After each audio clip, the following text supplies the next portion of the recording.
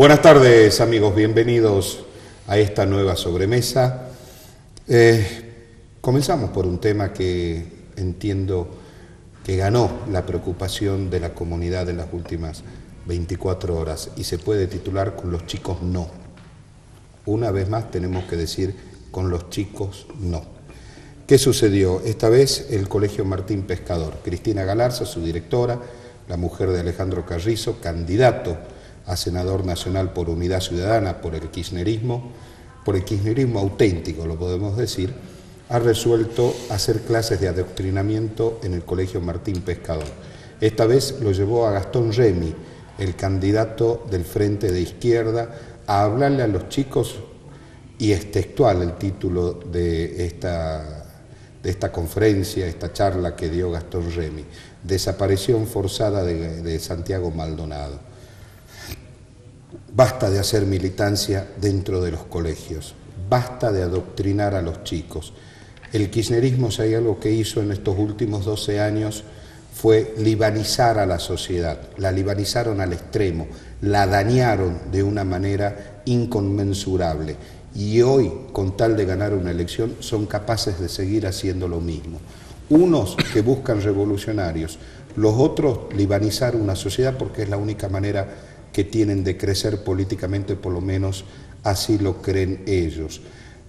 Tanto el sector de Gastón Remy como el kirchnerismo auténtico de Carrizo y Galarza no saben lo que es la convivencia democrática, no saben lo que es la diversidad de ideas, no saben lo que es vivir en un Estado democrático. La democracia comienza y termina solamente cuando ganan ellos o los ciudadanos somos capaces de pensar como piensan ellos. Las disidencias no caben en su universo, no caben en sus cabezas. No pueden convencer a la sociedad de lo que están proponiendo, por lo menos así lo dicen todas las encuestas nacionales y locales. Entonces apelan a esto, ¿no? A seguir con los chicos, seguir libanizándolos. Esto no solamente se dio en el Colegio Martín Pescador, sino también se dio en el Colegio Mendizábal, que es un colegio público de la provincia de Jujuy. ¿Quiénes dieron las voces de alerta? Los padres, y está muy bueno que así sea. Los padres empezando a levantar la voz y pedir que con sus chicos no se metan, por lo menos no hagan adoctrinamiento. Habrá que entender algún día que a los chicos hay que preservarlos, hay que cuidarlos. No hay que aislarlos del mundo, pero sí hay que cuidarlos y hay que preservarlos.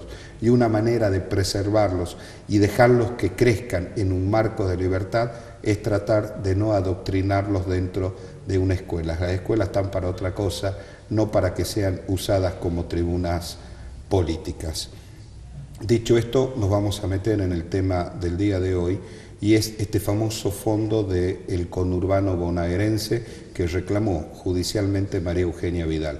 Todas las provincias argentinas dijeron que no estaban de acuerdo, no con este fondo que quiere María Eugenia Vidal, sino no estaban de acuerdo con que se les retire dinero a las provincias para pasárselos al conurbano. Alguna vez sobre este tema hablamos en la radio con el fiscal de Estado, con Mariano Miranda, y él nos decía, es un conflicto más político que jurídico.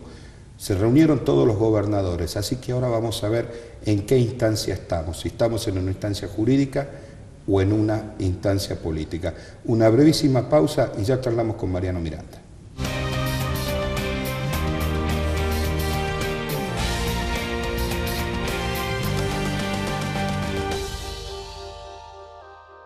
Mariano Miranda, muchísimas gracias por estar acá. Muchísimas gracias por esta invitación. La verdad que sí, hemos participado de algunas reuniones referentes al tema del día de hoy. Todas las provincias argentinas dijeron, no nos molesta el fondo este del conurbano, pero no queremos que toquen los recursos provinciales. ¿Qué sucedió? Sí, técnicamente no fue así que las provincias hayan manifestado en ese sentido, sino que acá la discusión principal versa no si le corresponde o no le corresponde el fondo de conurbano bonaerense a la provincia de Buenos Aires, sino más bien que en ninguna provincia, incluida Jujuy, Corrientes, Mendoza, que son provincias con signos políticos afines al gobierno nacional y al gobierno de la provincia de Buenos Aires, manifestaron que no pueden sufrir un perjuicio al patrimonio provincial por cuanto ello podría poner en peligro, en algunos casos, hasta el pago de una masa salarial equivalente a un mes. Es decir, en eso hubo consenso, que una sentencia favorable a la provincia de Buenos Aires podría perjudicar o va a perjudicar al resto de las provincias argentinas. Y en este aspecto quiero aclarar algo. ¿Cuál es el objeto que persigue la provincia de Buenos Aires? Que podrá o no tener fundamentos, podrá corresponderle o no.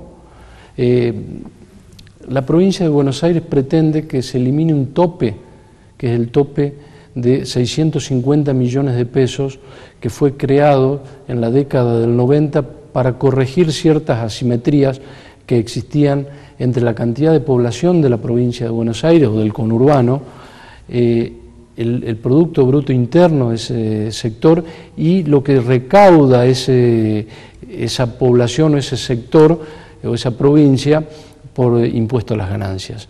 Se estableció en aquella oportunidad que un 10% de lo recaudado a nivel nacional por el impuesto a las ganancias debía ser destinado a la provincia de Buenos Aires y estableció la ley un tope de 650 millones de pesos.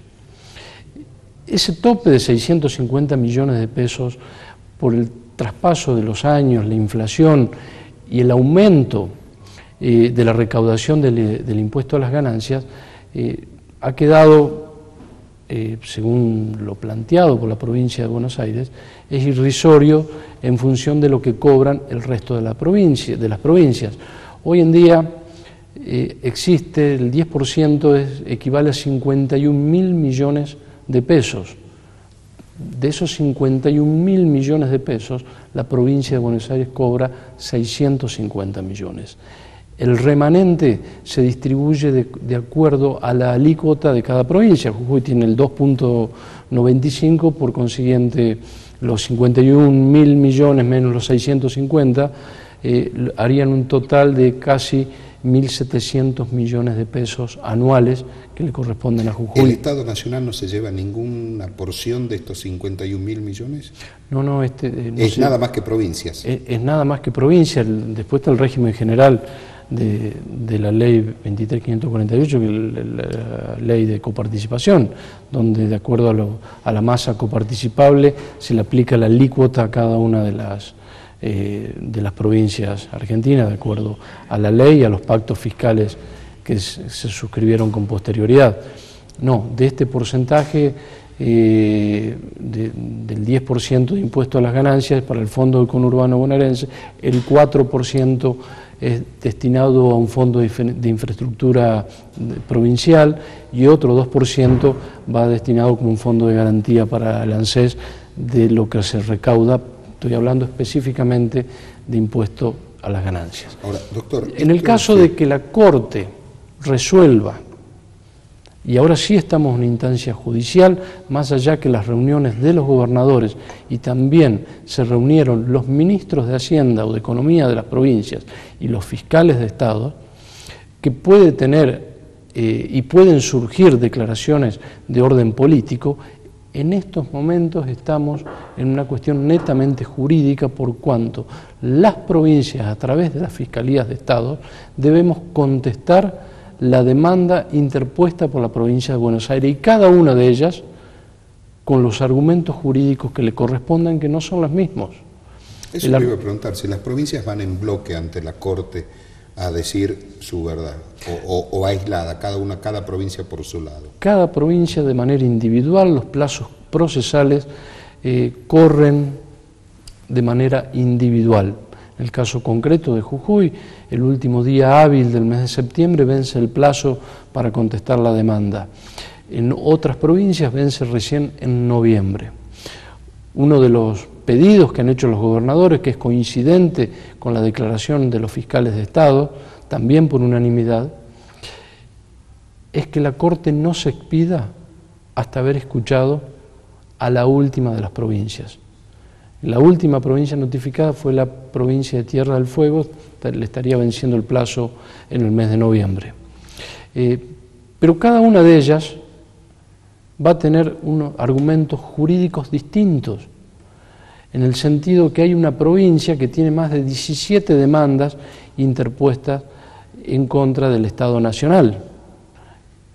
Podrían ir vinculados con la coparticipación federal. Una de las alternativas que se había planteado es un porcentaje del impuesto a las ganancias que tiene como destino el ANSES de un 20%, pero ahí ya hay provincias que han demandado la inconstitucionalidad de esa asignación especial del 20% de impuesto a las ganancias para el ANSES, porque ese 20% de impuesto a las ganancias no se coparticipa, entendiendo que deben ingresar a la masa coparticipable del resto de las provincias. Eso también podría incrementar la coparticipación de cada una de las provincias de acuerdo a la alícuota. En el caso concreto de Jujuy, hemos iniciado 3 demandas por detracciones que tuvo nuestra coparticipación, no la nuestra, sino la de todas las provincias. Una es por el 15% del ANSES, otra es por un 1.9% de gastos de AFIP y otra es por el 70% del impuesto al cheque que no se coparticipa. No está establecido por ley se debería coparticipar el 100% del impuesto al cheque. Actualmente se coparticipa a las provincias solo el 30%. En el caso de prosperar estas 3 demandas, que ya 2 de ellas tienen fallos favorables para las provincias de San Luis, Santa Fe y Córdoba, significaría un incremento o un retroactivo de casi 15.000 millones de pesos para la provincia de Jujuy. No es más porque con anterioridad no se habían iniciado este tipo de acciones, ya hay periodos que han prescriptos. Ahora, ¿el Estado Nacional no puede argumentar que con esto se desfinancia el Estado Nacional?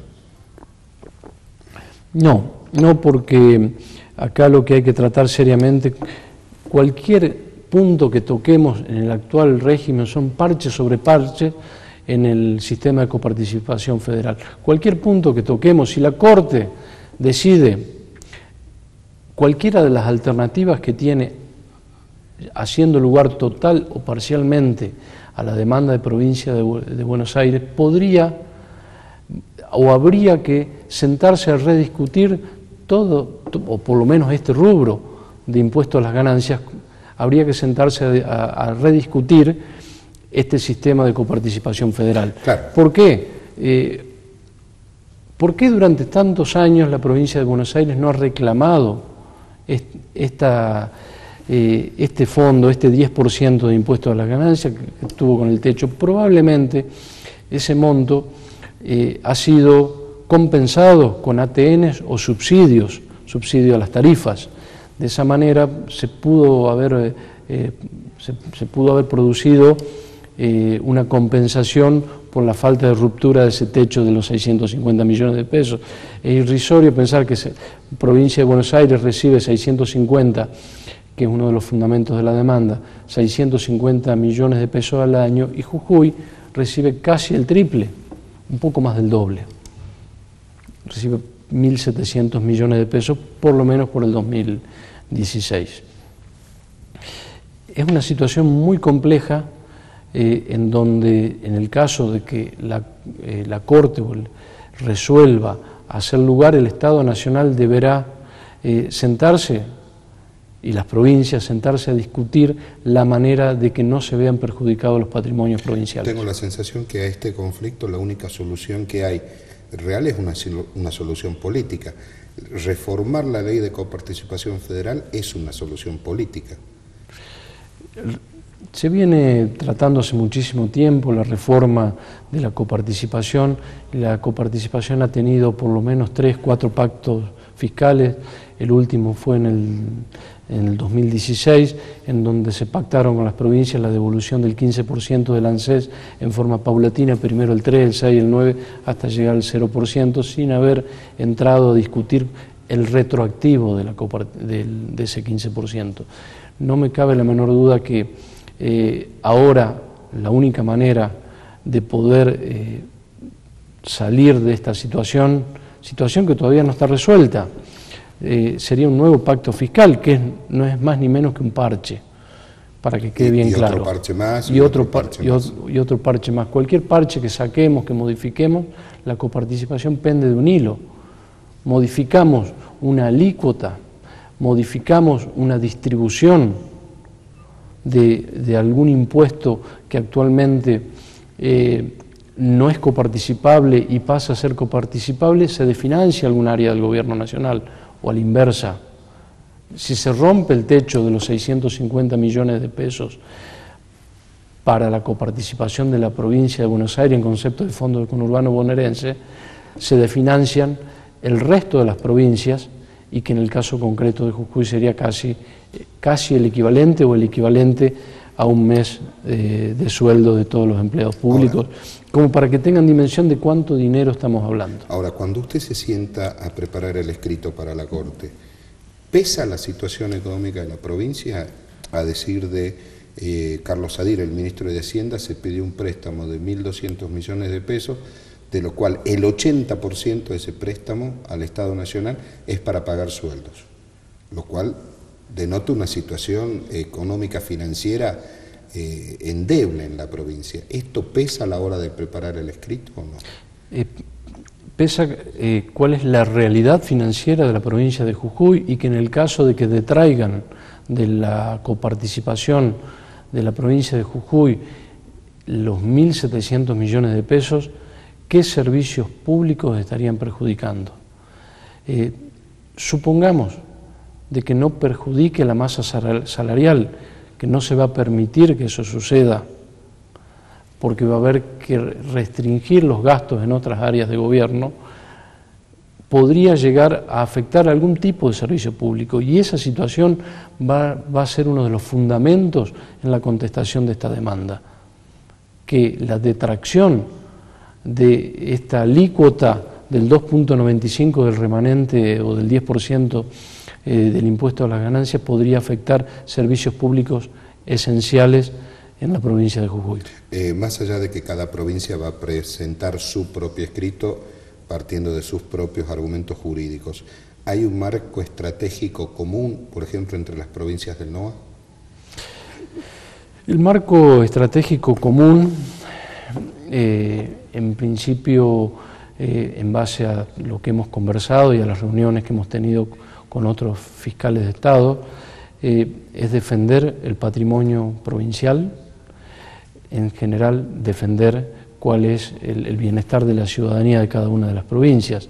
No hay establecido un acuerdo regional en cuanto a los planteos, por cuanto todos sabemos o no que hay algunas asimetrías entre provincias en donde en realidades similares la alícuota de coparticipación es distinta.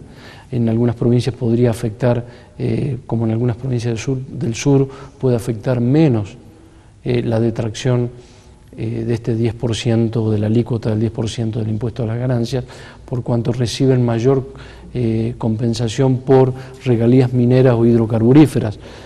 Hay algún estudio hecho por la Comisión Federal de Impuestos que ha tomado provincia por provincia cuál es la pérdida que tendría y de qué manera podría afectar en la economía de cada una de las provincias. La situación de Jujuy es distinta a la de Neuquén, por ejemplo, probablemente distinta a la de San Luis y a la de Salta. La de Tucumán, inclusive. Inclusive distinta a la de Tucumán. Ministro, lo saco un minuto de este tema y charlamos un ratito de lo que ocurrió el sábado en el complejo José Hernández. Me quedé con unas apreciaciones del ministro de Infraestructura, de Jorge Risotti, cuando habló que hasta el 10 de diciembre del 2015, fecha en que asume esta administración, existía una matriz de corrupción. Habló de matriz de corrupción. Dijo que cada 10 pesos, que cada 2 pesos que se invertían en infraestructura, 10 se iban a la corrupción. Habló de las contrataciones por máquinas, etcétera, etcétera, asunto que al parecer ya fue subsanado por el gobierno al haber comprado las nuevas máquinas. Toda esta matriz de corrupción que habló Risotti, ¿llegó a tribunales? Sí, no sabría especificar si toda, pero creo que a través del Ministerio de Infraestructura fueron las primeras denuncias que se llevaron adelante ante la justicia penal. Se detectaron una interminable cantidad de irregularidades que en algunos casos pueden ser netamente administrativas y en otras donde probablemente sean hechos de corrupción. Por ejemplo, la contratación de máquinas. Bueno, en la contratación de máquinas existía, no está denunciado penalmente, pero existía durante muchos años el pago de alquileres por sumas establecidas por la legislación vigente, en algunos casos exorbitantes, donde no existía el control, en donde había que mover una máquina de un punto a otro de la provincia y durante ese lapso había que pagar, porque por lo general los precios se establecen en horas. Al haber adquirido casi o más de 300 millones de pesos en maquinaria pesada, se la puede actualmente distribuir en distintos puntos estratégicos de la provincia. Volcán, por ejemplo. Por ejemplo, Volcán, cuando sucedió la catástrofe de Volcán, había máquinas muy cerca de Volcán.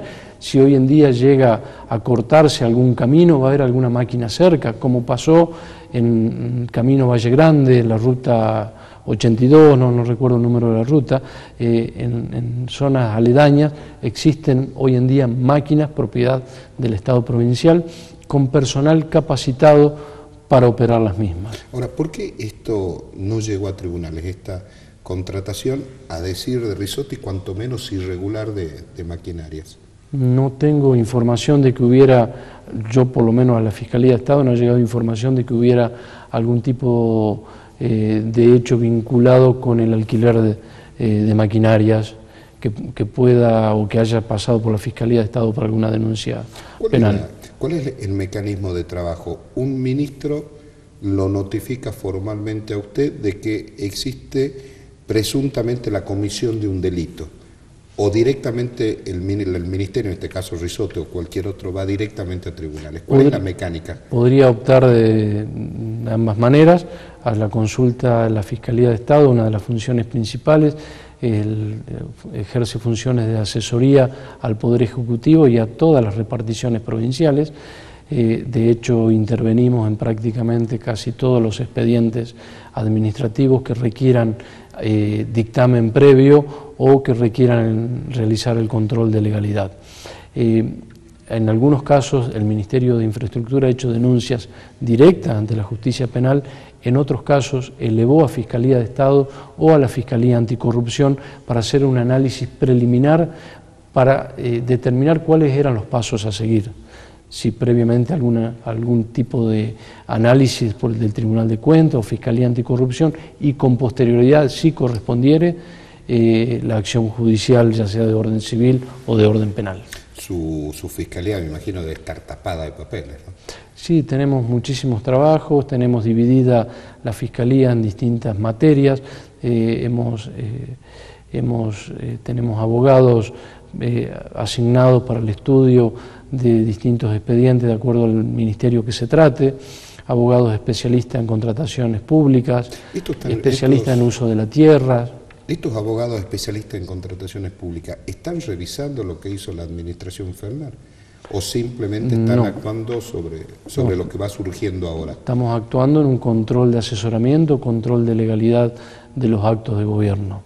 Cuando surge algún tema, algún expediente que ha quedado y hay que analizar, por lo general interviene el área penal de la Fiscalía de Estado podría llegar a intervenir la Oficina Anticorrupción para determinar si estamos o no en presencia de un hecho de corrupción. ¿Qué le dio la Oficina Anticorrupción a la Administración Provincial, desde el punto de vista cualitativo? Bueno, yo creo que le ha otorgado transparencia a la gestión por las declaraciones juradas. Creo que esto es algo inédito, la publicidad de las declaraciones juradas es algo inédito en la provincia de Jujuy, no una declaración jurada oculta en un sobre y que únicamente se pudiera abrir en el caso de que exista alguna denuncia penal y así lo ordenara un juez. Yo creo que la Oficina Anticorrupción le ha dado orden en el sentido que todos los ministerios, antes y ante la duda consultan o a Fiscalía de Estado o a la Fiscalía Anticorrupción. ¿Pero trabajan en conjunto ustedes? No, es un órgano totalmente independiente. Hemos trabajado en conjunto en 2 o 3 denuncias penales, por cuanto en ese momento correspondía que así se haga. De hecho, en la actualidad la Fiscalía de Estado está constituida como querellante y también la Oficina Anticorrupción. Ahora, en esta historia de querellante, simplemente para terminar, ¿no? La corrupción en Jujuy no comenzó y terminó con Milagros Salas. Hay muchos otros actores más involucrados, ¿no? Y creo que hay una demanda social para que estos otros actores también alguna vez lleguen a pararse delante de un juez a explicarle lo que hicieron. Eso nos preguntó la Comisión Interamericana de Derechos Humanos cuando estuvo en Jujuy. Tuvo su presidente Guinguren y tuvo la comisionada de Panamá. Nos preguntaron por qué le investigan por hechos de corrupción a Milagros Salas y el resto. Le explicamos y les mostramos que las denuncias penales y las imputaciones por los fiscales y los jueces no es solo en contra de Milagros Salas, sino también exfuncionarios de orden nacional, de orden provincial y también otros particulares que están siendo investigados por la justicia. Doctor Miranda, muchísimas gracias por haber venido. No, muchísimas gracias a usted por esta invitación. Y a ustedes, muchísimas gracias por habernos acompañado y será Dios mediante hasta cuando acá a las 14 horas mañana miércoles hagamos otro Sobremesa. Chau, chau.